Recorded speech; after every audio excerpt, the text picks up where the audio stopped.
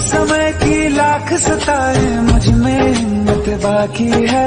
मेरा सर ढकने को माई तेरी चूनर काफी है।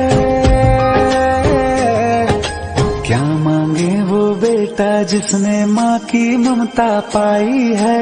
एक तरफ है ये जग सारा, एक तरफ मेरी माई है।